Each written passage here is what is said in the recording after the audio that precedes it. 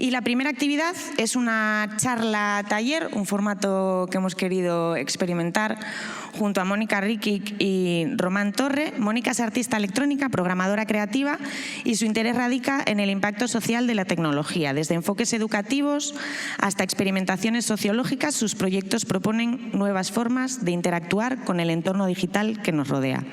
Román Torre ha trabajado conceptualizando, realizando y colaborando en todo tipo de producciones visuales e interactivas de todos los tamaños y ha presentado su trabajo tanto en Laboral Centro de Arte como en muchos otros centros de España y del resto del mundo. Así que os dejo con ambos y muchas gracias por venir. Patri. Bueno. ¿Que nos sentamos o estamos de pie? Bueno, lo que vaya saliendo. Sí. Bueno, buenos días. Yo soy Mónica Rikic, como bien nos ha introducido Patricia, y eres mi compañero Román. Y bueno, nosotros hemos llamado a esta charla taller o charla participativa, que nos gustaría que fuera participativa, o sea, que en algún momento os lancéis a intervenir con nosotras, la arte de inteligencia artificial más allá del efecto wow. Bueno, nuestro objetivo durante este tiempo que vamos a estar aquí comentándoos es hablaros desde nuestra experiencia como artistas que utilizamos la tecnología y principalmente el código para nuestra práctica, para generar nuestras piezas y también para pensar, ¿no?, en estos nuevos futuros, otros futuros posibles que hablaba Patricia. Bueno, queremos hablar desde nuestra experiencia personal de cómo ha sido, cómo ha afectado la democratización de las herramientas, no solo tecnológicas, sino de la inclusión de la inteligencia artificial, ¿no?, de la facilidad de la accesibilidad a este tipo de herramientas, y haciendo un pequeño recorrido de, bueno, de lo que, cómo empezamos un poco, intentando evitar ser románticos y ser melancólicos con el pasado, sino simplemente pues compartirlo con vosotras y vosotros y bueno, y poner un poco en el marco, encontrar un poco las diferencias o cómo ha sido todo ese proceso un poco de mutación, ¿vale? ¿Puedes pasar al siguiente slide? Vale. Sí. Ya sé que Patricia nos ha introducido muy bien los puntos claves. Yo simplemente voy a poner un poco en marco en qué se especializa mi práctica.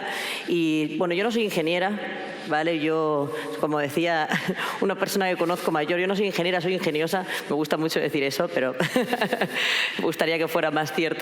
Pero yo estudié Bellas Artes y yo pensaba que iba a pintar, siempre cuento mi historia, pensaba que iba a pintar como todo el mundo que estudia Bellas Artes, que se imagina que el arte es pintar, ¿no?, y hacer escultura.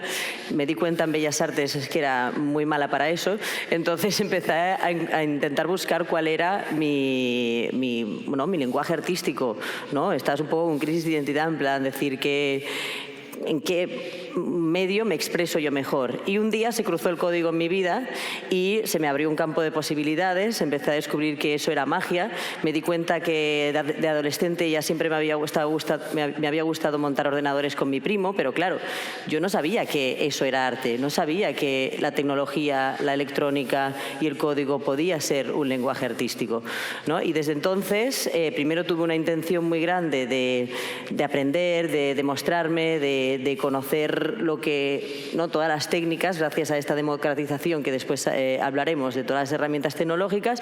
Y luego, en los últimos años, me he estado interesando mucho más sobre conceptos, sobre pensamiento alrededor de la tecnología, concretamente alrededor de la idea de inteligencia artificial como el otro sujeto tecnológico con el que nos tenemos que enfrentar ahora, y estoy proponiendo proyectos más en torno a la ciencia ficción en el que me imagino mundos post-singulares donde las máquinas ya tienen conciencia de sí mismas y tienen crisis existenciales o tienen el síndrome del impostor porque no pueden ser creativas o intentar poner a máquinas en ciertos supuestos humanizados de este tipo y hacer una especie de reflejo con lo que somos nosotras y nosotros. Luego entraré un poco más en estos temas más adelante en la charla y ahora voy a dar paso a Román, que continúe con su introducción. Bueno, mi situación es un poco yo suscribo un poco todo lo que dice Mónica. Mi situación es un poco parecida, salvo que yo no tengo estudios, nunca fui a la universidad, ni tengo algún digamos, input educativo en este sentido, y mi introducción fue un poco a raíz de los 2000, de la democratización un poco de todas las herramientas y de todas esas promesas digitales y de todo ese mundo que también iremos entremezclando y que vivimos un montón de gente como artistas y que obviamente pues nos pareció súper atractivo y pasamos por varias fases en las que flipábamos, en la que nos enamorábamos, en la que nos desenamorábamos y todo esto, ¿no? Entonces, nada, hablaremos un poco nuestra perspectiva más íntima de cómo fue todo ese proceso. Y poco más voy a decir, que veáis la web y demás. Pero vamos, que obviamente me interpela la inteligencia artificial no tanto porque ahora mismo sea un usuario directo, sino porque todas las personas que hicimos una transición a lo largo de toda la aparición de las herramientas que se iban compartiendo entre comunidades, artistas y demás, pues obviamente la inteligencia artificial es ya no diría que es lo nuevo, sino es lo que está entre nosotros un poco, ¿no? Con la emoción del momento de abrir este encuentro de democracia algorítmica, me he olvidado de una cosa en la presentación, y es que yo he dicho que esto es una charla participativa, pero no os he pedido que hagáis la primera participación. Exacto. Que me he olvidado. Exacto. Porque la idea es que también al final de estos minutos que vamos a estar juntas, queremos crear una obra de arte en colectivo, ¿no?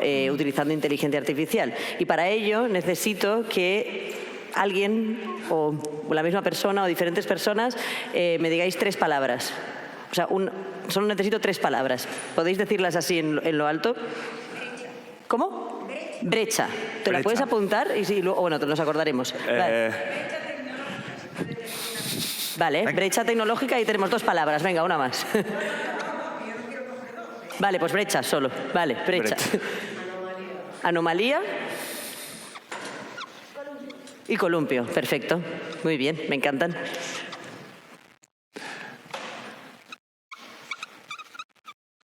Mientras Román las apunta, yo voy a pasar... Pásame tú el slide, que es tu ordenador, y luego yo voy a enseñar cosas que no se deben. Vale.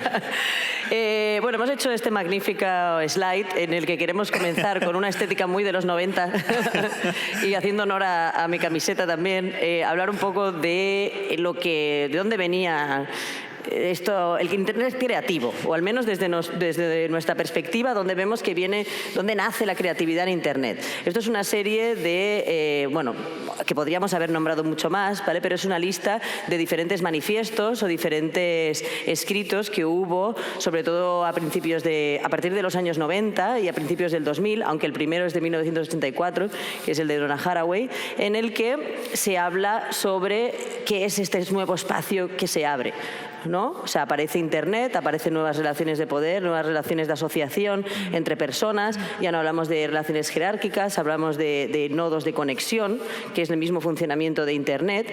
Y ahí, a nivel social, hay un impacto que genera desde intereses más ciberfeministas hasta intereses hackers o hasta la declaración de la independencia del ciberespacio, ¿no? Hay como una intención sobre esa época de repensarnos y reajustar lo que está pasando a través del espacio de libertad, que claro, visto desde esta perspectiva parece muy extraño, desde la actual quiero decir que es Internet, ¿no? Internet se ofrece como un lugar donde no tienes identidad, pero a la vez eres todos, ¿no? No eres ninguno, pero eres todos. Puedes ser quien quieras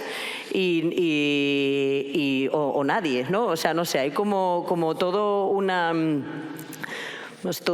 efervescencia, una esperanza sobre este nuevo agente que está apareciendo, que es Internet, y la gente que trabaja en ese nuevo espacio tiende a compartir. ¿no? Estamos hablando de que tú creas algo, ya no te aferras a lo tuyo, a tu propiedad, sino que lo abres al mundo y lo compartes, ¿no? Empieza toda una cultura hacker que se llamó, en la que la gente gana prestigio, por decirlo de alguna manera, o la gente no por vender lo que está haciendo, sino por compartirlo con la comunidad. Cuanto más aportas a la comunidad, más prestigio o más valor ganas como individuo o como colectivo en tu asociación. ¿Dónde suceden estas cosas? O sea, esta especie de relaciones o esta especie de nuevas sociedades no solo suceden en el mundo virtual, sino que también empiezan a aparecer los hack labs, ¿no? Espacios donde esta misma estructura de Internet se pasa al mundo físico, hay espacios de cacharreos, empiezan a no solo abrir los espacios virtuales, sino a abrir las propias máquinas, a intentar arreglarlas, a intentar descubrir qué hay dentro. Entonces, repito, lejos de intentar ser melancólicas o románticas con este tiempo, nos queríamos empezar haciendo pues revisión histórica de lo que en un inicio fue Internet, de un inicio fueron las herramientas, que es lo que a nosotros dos como artistas nos abrió este campo de experimentación, de poder acceder a librerías, a herramientas, a cosas que en este mundo se compartían y repensarlas desde un punto de vista artístico. Porque yo creo que la ventaja de trabajar en tecnología sin venir de un background necesariamente tecnológico, ingeniero, o tener que cumplir unas necesidades de producto o unas necesidades de mercado con el desarrollo tecnológico, te abre unos campos de experimentación que nos ayudan precisamente a este objetivo que tiene esta jornada en general, que es abrir nuevos imaginarios y nuevos futuros a través de ellos, ¿no? Si queréis, supongo que podéis hacer una imagen, pero si queréis, todos estos ¿cómo se llaman? Manifiestos están disponibles online, disponibles de manera gratuita, obviamente, y yo os invito a que los reviséis también desde esta perspectiva, ¿no? Que es lo que comento, en plan, mira lo que fue y mira dónde estamos ahora, ¿no? Bueno, era un momento en que Internet y todos estos espacios eran una promesa, ¿no? Las grandes plataformas estaban sin hacer y de alguna manera pues el futuro se presentaba muy prometedor, ¿no? Había futuro. Había futuro, sí. O había idea de futuro, ¿no? Había futuro, sí. No había antropoceno ni había nada. Sí, había como un futuro. Pero bueno, si quieres continuar, yo voy a coger las palabras. Vale. Bueno, yo quería hacer una pequeña introducción, de ese momento, ¿no? De ese momento después después de los 2000, Mónica, algo así, ¿no? Sí, bueno. En el que, ilustramos esta imagen, por ejemplo, con no se ve muy bien, pero era el momento en el que aquí se hacían los Summer Labs. Y yo creo que esto estamos hablando como 2014 o algo así, ya hablamos más tarde, pero se puede ver un poco esa imagen de, no se ven personas justo en esa foto, pero que había un montón de personas ocupándolo, intercambiando conocimientos y bueno, en otra tesitura que probablemente ahora veremos que ha cambiado, ¿no? Yo quería dar una perspectiva así como personal de cómo empecé o empezamos, porque podría ser la historia de Mónica también, en algunos sentidos. Cómo reaccionamos y cómo nos interesamos por toda esta idea de la democratización de las herramientas digitales, ¿no? De cómo toda la comunidad creativa de repente, o muchas personas como nosotros, totalmente deslocalizadas, pues nos empezamos a interesar por estas herramientas, ¿no? Cuando descubrí un poco, por ejemplo, que se podía dibujar con código, no es algo que me emocionara especialmente. Por ejemplo, algunas de las formas y movimientos que podríamos realizar se podían hacer en programas de edición de imagen o en vídeo, con un poco de mimo o algo así. Empiezo por aquí porque, por ejemplo, fue una de las primeras herramientas que mucha comunidad artística empezó a utilizar, ¿no? La idea de empezar a dibujar a través de software o lenguajes informáticos o demás, ¿no? fue un poco al descubrir la capacidad de explorar la interactividad con aquellas formas, la magia de lo generativo, es decir, aquellas formas digitales o aquellos dibujos que podíamos hacer con código empezaban a tener la capacidad de poder interactuar, ¿no? Entonces, de alguna manera, bueno, pues digamos que aquella frialdad del código, de las herramientas de todo tipo, pues empezó a parecer interesante a muchos artistas como nosotras, ¿no? Bueno, fuimos investigando estas herramientas un poco desde la ingenuidad, yo me imagino que le ha pasado a mucha gente, y muchos empezamos a ver algoritmos, combinaciones, técnicas que parecen actuar solas. Por aquel momento, bueno, la comunidad artística que utilizaba herramientas digitales o códigos, algoritmos y demás, pues se llevaban algoritmos como The Game of Life, los fractales, números aleatorios y un completo universo de técnicas que, bueno, que de alguna manera estaban en las matemáticas y los videojuegos desde hacía 20 años, pero bueno, ahora de repente estaban como disponibles para todo el mundo, ¿no? Fue una auténtica explosión de democratización también de los algoritmos, es decir, teníamos acceso a librerías y a un montón de código y de formas de interactuar con estas herramientas, y bueno, pues se compartían desinteresadamente, se ejecutaban en nuestras propias máquinas, copiábamos, probábamos, ajustábamos, modificábamos parámetros, compilábamos. Un juego que mantuvo a muchos artistas trabajando en sacarle partido a aquellas creaciones, ¿no? En aquel medio que era la pantalla, ¿no? De alguna manera, y eran unos métodos, ¿no?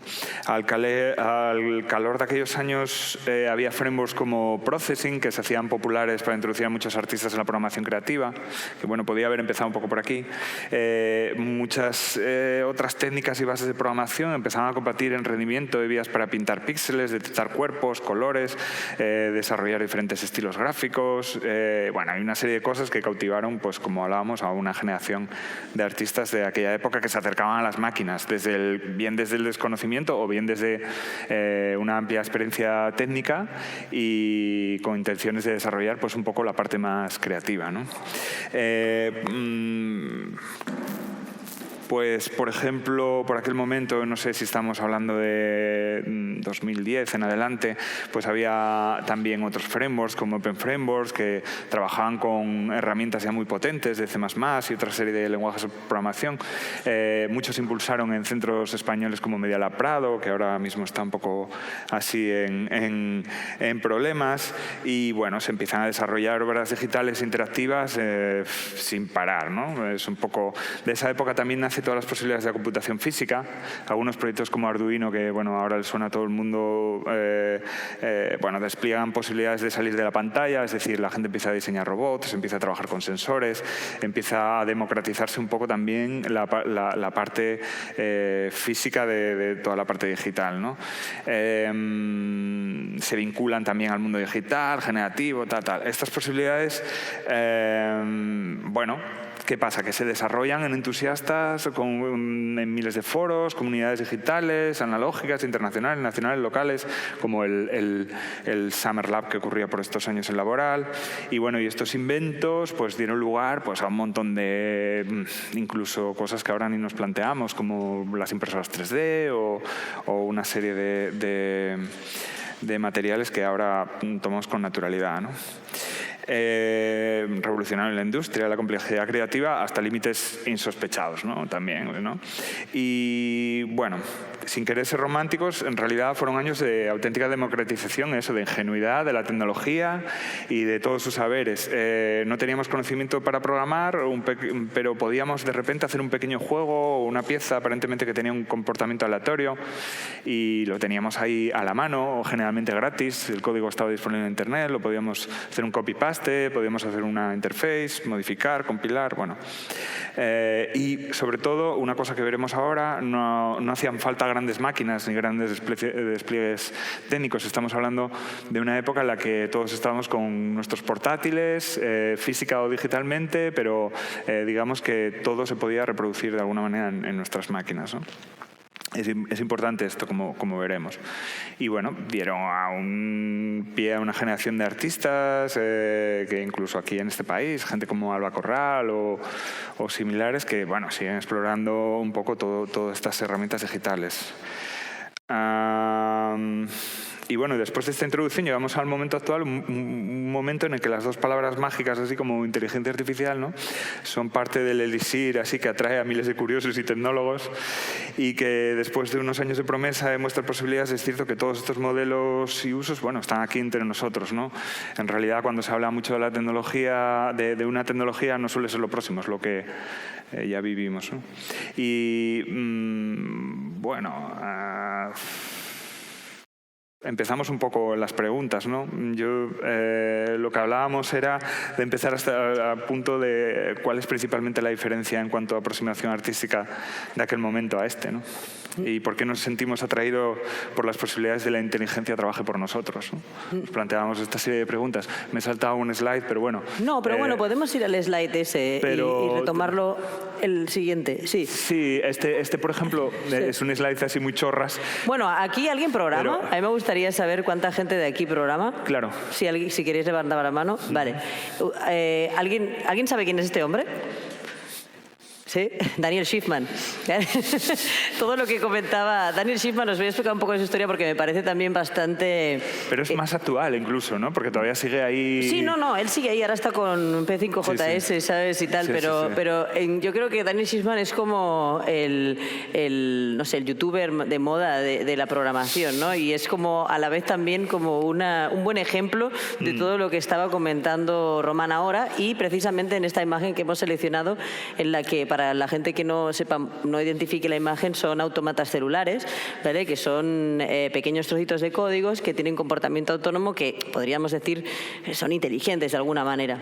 A mí cada vez me gusta menos hablar de inteligencia artificial, sino de sistemas cognitivos, o sea, de nuevos sistemas cognitivos. Porque cuando nosotros ya establecemos la idea de inteligencia, o sea, inteligencia es una palabra muy grande. O sea, ¿de qué inteligencia estamos hablando? ¿No? ¿Qué es lo que discernimos entre inteligencia? Artificial obviamente lo es, pero inteligencia, ¿no? Inteligencia marca una competición entre lo que es el humano y lo que es la máquina, en mi opinión, ¿no? Y inteligencia te hace seleccionar qué es las partes de la mente humana, de la conciencia humana, que quien quiera, que las esté realizando cree que son inteligentes, y ya que a día de hoy se tratan de grandes empresas, pues ya podéis imaginar que estamos hablando en términos de eficiencia, productividad, velocidad, ¿sabes? Y todo eso al final tiene unas repercusiones sociales y unas repercusiones en el desarrollo humano, que en mi opinión es lo que a mí me interesa en mi práctica artística y lo que reclama bastante atención. Lo que pasa es que, perdón, sí.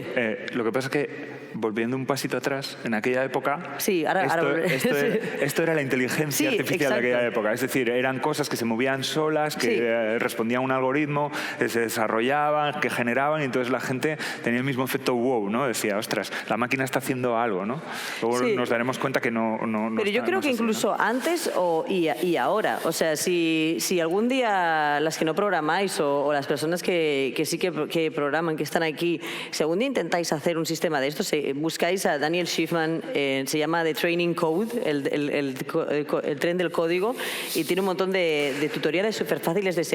Las herramientas de processing, en este caso, que es lo que hablaba Román antes, es gratuito, todo lo puedes acceder, y tú programas tu primer circulito que te sale da igual, no hace falta ni que se convierta automáticamente, te da una sensación de, ¡ay!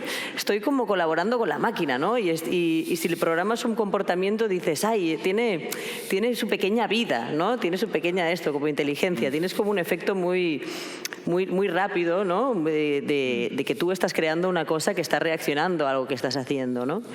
Y este señor, yo no sé, bueno, sacó el libro The Nature of Code, ¿no? Y si lo veis también él tiene como toda su movimiento. Él va diciendo, sí, pero tú lo has visto bien. ¿Te has visto todos los vídeos? Yo se lo recomiendo a mis alumnos y alumnas cuando les doy clase, en plan, si no sabéis cómo seguir esto, ¿no? Y estas cosas son no sé, ahora hoy otro tipo de, sobre todo con el tema del COVID, hay otros formatos que yo entiendo que son más sostenibles para ciertos artistas o músicos o tal, que es decir, yo te doy un vídeo, pero luego si quieres pues tienes la parte de pago, ¿no?, en la que puedes seguir el curso. Está todo bien, ¿no? Pero en esta época y en relación al código, lo tienes ahí, ¿no? Tú claro, puedes coger, copiar.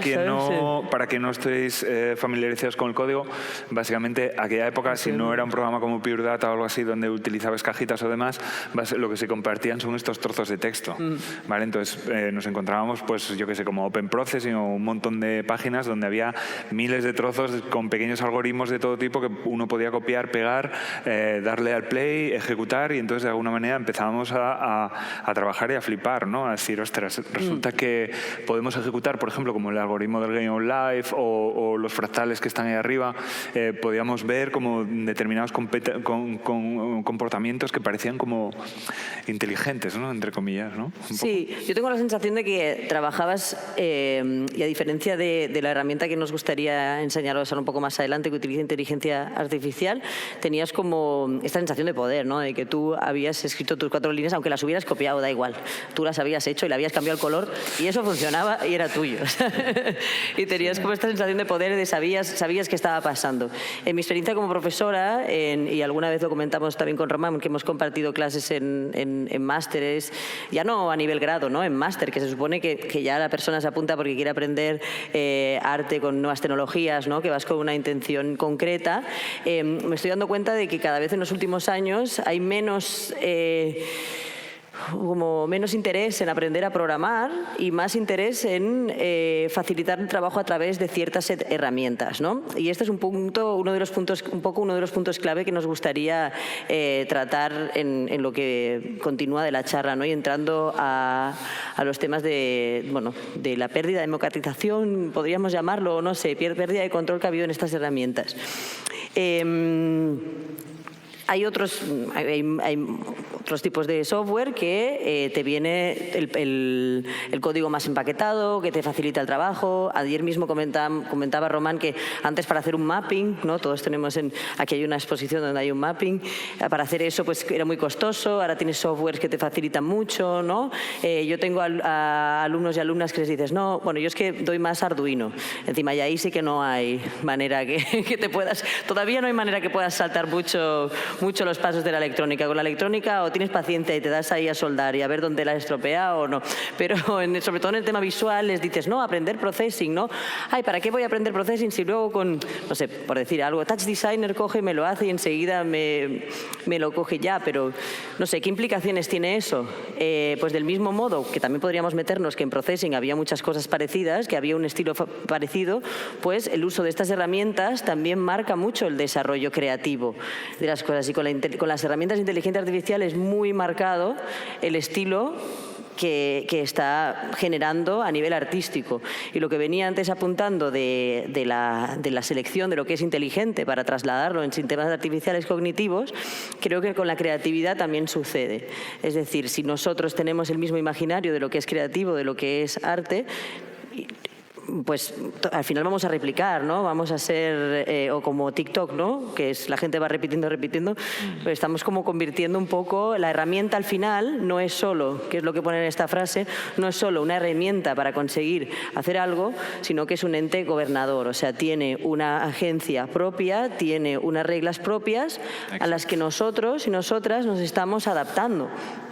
Y no solo con el nivel artístico y creativo, hasta el nivel comunicativo, ¿no?, que no es el tema que estamos tratando aquí, pero utilizando, por ejemplo, los emoticonos, acabamos expresando nuestros sentimientos de una manera muy rápida y muy directa con una imagen X, que igual en la cultura donde se inventó esa imagen quiere decir otra cosa, ¿no? Y ya la gente lo entiende, ¿no? Estamos menguando mucho el lenguaje comunicativo, ya sea a nivel emocional, artístico, personal o profesional, lo que sea, a adaptarnos a los códigos que nos impone una cosa que antes era una herramienta y ahora nos gobierna en muchos aspectos.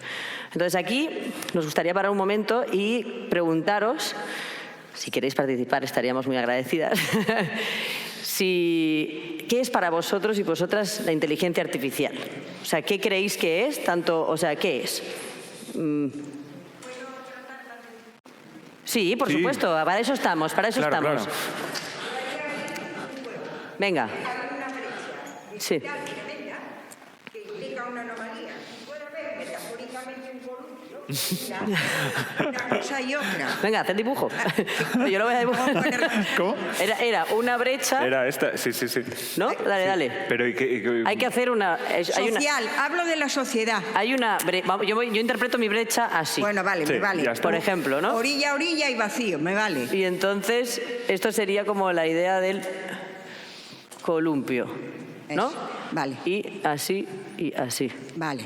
Hablo también desde una experiencia personal, ¿eh? Yo Sí, dije claro. Sí. a colectivos de la tercera edad, vamos a llamarla así, totalmente desubicados, no sabían cómo se utilizaba una coma. Era gente que iba a promocionar dentro de su trabajo y se les daba ese cursillo que lo daba yo. Era educación para adultos, la EPA, Sí. y había gente que no sabía utilizar, lo cual es un lenguaje, no sabía utilizar los paréntesis, no sabía cómo se utilizaba una coma, no tenía prosodia, ¿Cómo? ¿En qué momento ese columpio paró? Porque ya no une las dos orillas. Está parado. Exacto. Vosotros no por obligación, porque no tenéis obligación, pero sí por devoción.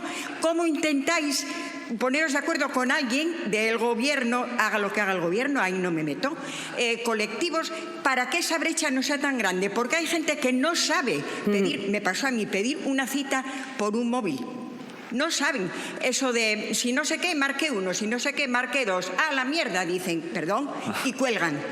¿Cómo veis eso? Porque claro, vosotros tenéis un lenguaje críptico que equivale a una jerga. Toda profesión tiene su jerga. Sí, claro. Mucha gente no entiende esa jerga. Si no entiende la comunicación, ¿cómo puede llegar al mensaje? Dice metafóricamente lo mismo. Mierda, me voy.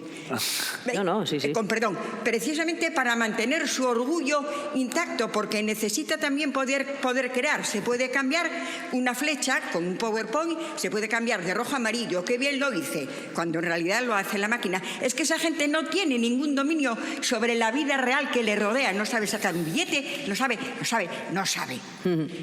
Eso. ¿Cómo se está tratando eso desde vuestro privilegiado mundo? Sí. Con ver, perdón. ¿Respondemos ya o seguimos? Bueno, Sí, yo responde. creo que podía responder que, en cierto modo, no sé si es el tema que nos toca en el sentido de que no sé si, enfocando como hemos enfocado la charla desde el mundo artístico de aproximación a estas herramientas, podemos responder a esa pregunta. Yo, honestamente, no lo sé, aunque tengo mis opiniones. He dicho que no tenéis obligación, pero sí devoción. Sí, claro. Obligación no tenéis ninguna. Evidentemente podéis crear y dirigiros a un público que es poco, porque cada vez hay más viejos y menos jóvenes. Está claro que habláis para un mundo reducido en sí, con un lenguaje reducido, pero eso está ahí, subyace debajo de todo, Sí, porque moverse en el mundo es crear, ¿no? Si te digo la verdad, yo lo que dices tiene paralelismo un poco con la historia que vamos a contar después. Es decir, porque en realidad la inteligencia artificial nos interpela a todos, es decir, a todas. Es decir, que el mismo proceso que los artistas están pasando un poco por el aproximamiento a esas inteligencias artificiales o esa tecnología tan complicada se nos escapa un poco de las manos, la está pasando todos los espectros de la sociedad, de alguna manera. Luego nos daremos cuenta, Sí. por ejemplo, una cosa que no queremos adelantar, pero es como... Bueno, en realidad, sí, yo... perdona, ¿cómo te llamas? Yo me llamo Amparo. Amparo. Bueno, Amparo, encantada. ¿Cómo se llamaba el paisanín de antes, para buscarlo? El que salió y que dijisteis, ¿quién lo conoce? Daniel Sidman. El David... No, David Shipman. ¿No? ¿David o Daniel? Ahora es me estoy Daniel. leyendo. Shipman, el Shipman. apellido, Luego, claro. Shipman. Luego ahora lo escribimos aquí.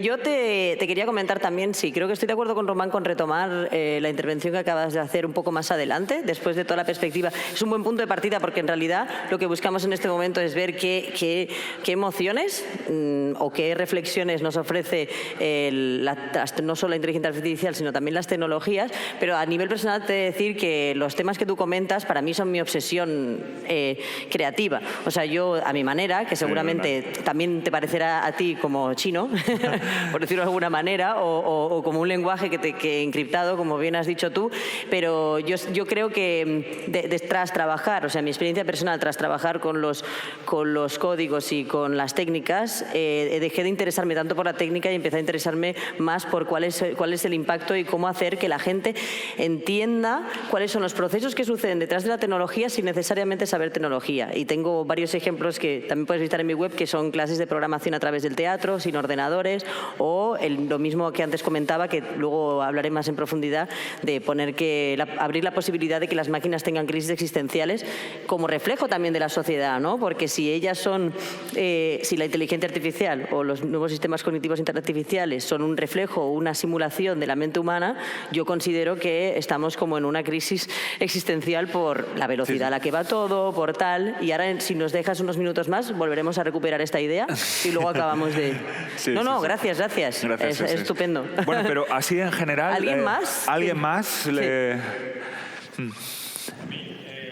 inteligencia artificial me queda muy claro lo que es. Si es capacidad de cálculo, si es un conjunto de algoritmos de programación, pero para mí, y es lo que vengo aquí a ver si lo encuentro, es la promesa de un futuro, de una vida con mayor bienestar, con cero trabajo. Entonces, aspirar a que las máquinas lo hagan todo y yo pueda estar todo el día en la playa haciendo surf, ese es mi ideal. Eso es lo que yo entiendo por inteligencia artificial. Y universal, claro, para todo el mundo. Hay una escritora de ciencia ficción, Ursula K. Le Guin, que en los Desposeídos, que habla de una sociedad anarquista ya arraigada, en otro planeta, en justaposición de una sociedad parecida a esta, automatiza un montón de esas decisiones, ¿no? Entonces, claro, mucha gente le dice, ostras, ya, pero todas estas corrientes políticas normalmente siempre tiran un poco como a decrecer, como a no utilizar toda esta serie de herramientas y demás, ¿no? Y en este caso, ella posteriormente en una serie de entrevistas dice algo así como que precisamente eso es lo que busca en eso, ¿no? Que todas estas decisiones desaparezcan y si te hacen perder tiempo no estén, o sea, las decía una máquina, ¿no? Y llegan hasta el punto de que cada uno tiene un nombre decidido por la máquina. Entonces, no es una sociedad dependiente de las máquinas, pero sí que ciertos acuerdos han llegado y han dicho, pues bueno, ¿para qué voy a decidir los turnos de trabajo? Tengo 3 opciones y lo reparte una máquina. ¿Para qué voy a decir, sabes, un poco todas estas cosas, ¿no? ¿Alguien más tiene algo más que...? Sí. Venga, dale, has hecho así, me ha gustado. Venga. Programación, promesa, liberación. Bueno, al hilo de lo que estabas diciendo tú, ¿no? Yo no soy artista, pero sí he visto como en muy poco tiempo, desde los 2000 hasta el día de hoy, todas esas promesas, democratización, se han frustrado, pero de una forma brutal, muy rápida. Sí, claro. Y claro, yo vengo para hacer surf todo el día. Yo para ver cuáles son esas alternativas que dais, porque yo lo que veo detrás de la inteligencia artificial, esa emulación de la inteligencia humana, animal, es poder, es control y luego esa delegación en la toma de decisiones me da igual, a cualquier dispositivo. Que digo, pero ¿cómo un teléfono me va a decir a mí no qué quiero escribir, que cuando me corrige, o qué voy a hacer? O sea, sabré yo. Sí, la intención es, como decimos, yo insisto en que veo paralelismo en nuestra situación como artistas que nos aproximamos al mundo de las herramientas digitales actuales, en el centro de jubilados, donde la gente intenta también empaparse de esas tecnologías. En realidad son las mismas problemáticas. Lo vamos a ver ahora. Sí. Espero que no vamos bien de tiempo. ¿Alguien más tiene algo que aportar? Estamos recogiendo como todas las ideas y luego volveremos a hacer la misma pregunta. Sí. Exacto.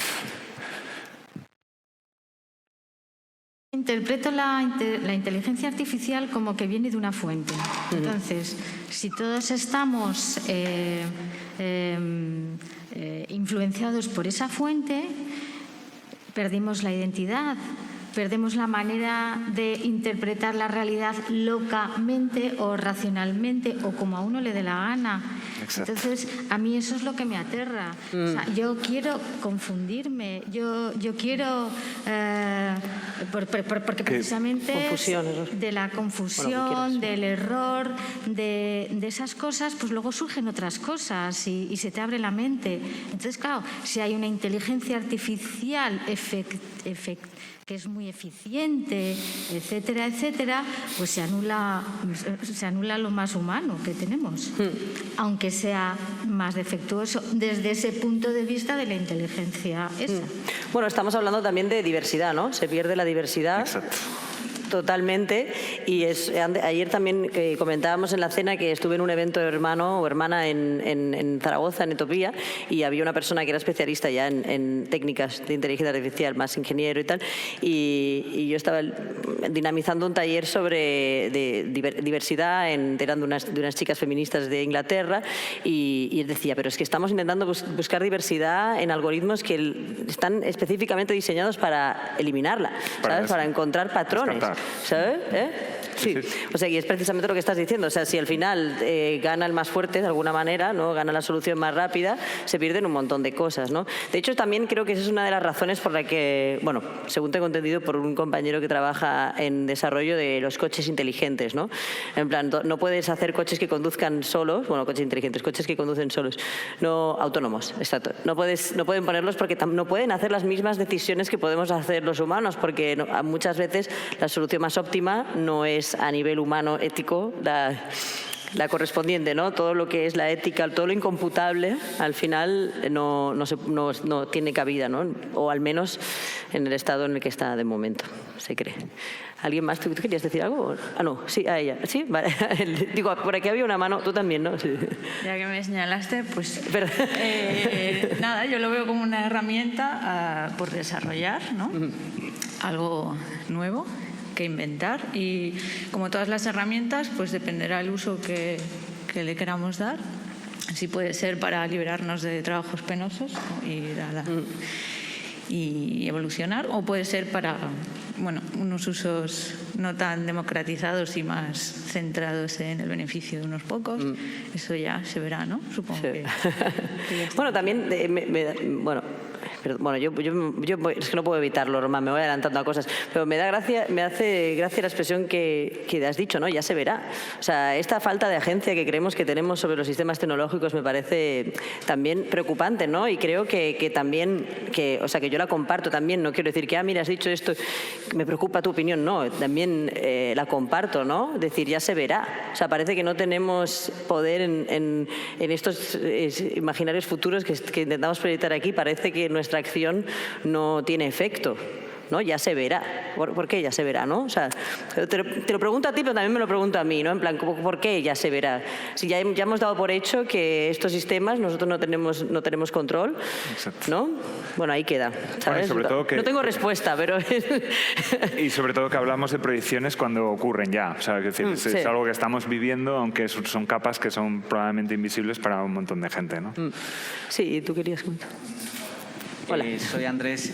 Mira, no lo sé muy bien. Es que, claro, es muy complicado definir la inteligencia. Ya estudiar la inteligencia desde la propia psicología cognitiva es súper complicado, ¿no? Porque es una serie de procesos que se dan, bueno, con unos inputs, luego procesos en cerebro, luego una respuesta, ¿no? Y todo a través de nuestros sistemas perceptivos, ¿no? Sensoriales. Entonces, claro, esto llevarlo a la máquina es súper complicado, y supongo que por allí va mucha investigación en inteligencia artificial, en, por ejemplo, cómo una máquina puede emular un ojo, ¿no? Cómo puede recibir una señal de entrada, cómo la puede procesar y cómo puede responder, ¿no?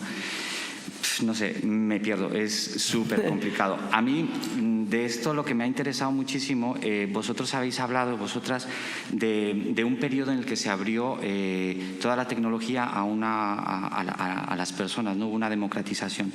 Yo eso lo vi, vengo de Colombia y lo vi muy bien en Colombia, y siempre lo comparo con gente de aquí, paralelamente, por ejemplo, cuando en Colombia, será por nuestra cercanía a Estados Unidos, llegaron muchísimos aparatos tecnológicos y y entonces es como si parecía que se estaban probando, ¿no? En Colombia. Entonces en Internet yo decía, bueno, pues que yo en Internet ya podía acceder cuando empecé primero de la ESO, y aquí Internet, por ejemplo, todavía no se había accedido, y somos un país en vía de desarrollo. Entonces eso me parece un poco extraño, ¿no?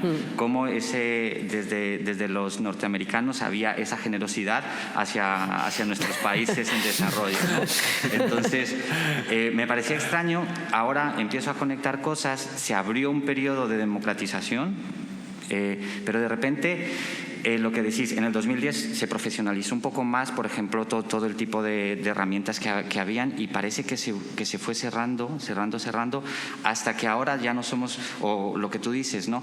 Los alumnas ya no les interesa programar, les interesa tener un paquete donde simplemente tengo que meter algo y me dan un producto. Ser usuario, ¿no? Ser usuario. ¿No? Eso lo conecto. Me surge una duda cuando hablaste lo de Media Lab Prado, la crisis que también tenemos aquí en Asturias con este centro. ¿Por qué a quién no interesa ya esa democratización de la tecnología, ¿no? ¿A quién no interesa? Está relacionada ese cerrar esa democratización con la crisis que estamos viviendo en estos centros, como Media Lab Prado, como Laboral. Y la otra pregunta, ¿la inteligencia artificial puede ser otro aparato de dominación ideológica?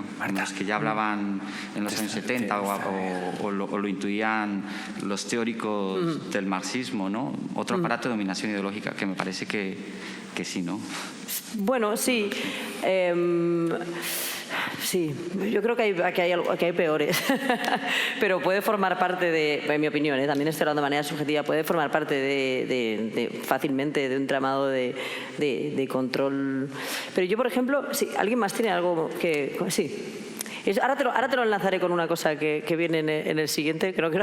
Sí, es que yo creo que ahora lo vamos a ver. Sí, o sea, ahora seguiremos hablando de todas las cosas que decimos, nos lo apuntamos en el fondo, todo. Esa pequeña introducción así como un poco etérea que hice de qué pasaba antes y tal, es porque nos parecía interesante que hubiera como una perspectiva desde antes y ahora que enseñemos la herramienta, una de las herramientas que vamos a enseñar, nos vamos a dar cuenta de la gran diferencia. O sea, que yo creo que explica también probablemente muchas esas cosas, incluso crisis, no solo en los centros de jubilados, sino también en los centros artísticos, ¿no? Sí. Perdón. Bueno, yo le daría +1 a la opinión del surfer, porque bueno, yo trabajo un poquito en esto y comparto que la visión a futuro es esta, sí. Pero por aportar algo más, creo que hay dos dimensiones que no se han mencionado o se han tocado muy colateralmente. Uno es el aspecto religioso, porque antes mencionabais la conciencia humana, esta parte de qué es el alma, quiénes somos, por qué existimos, y que cada religión da una respuesta diferente. La siguiente. Bueno, la sí, es que yo trabajo en estos temas, por eso me gusta mucho que lo nombres. Sí, le doy al siguiente slide. Directamente ahí, ¿no? Porque... No, espera. Sí, bueno, sí, dale al siguiente slide. Sí, ¿y había otro que querías comentar o era eso?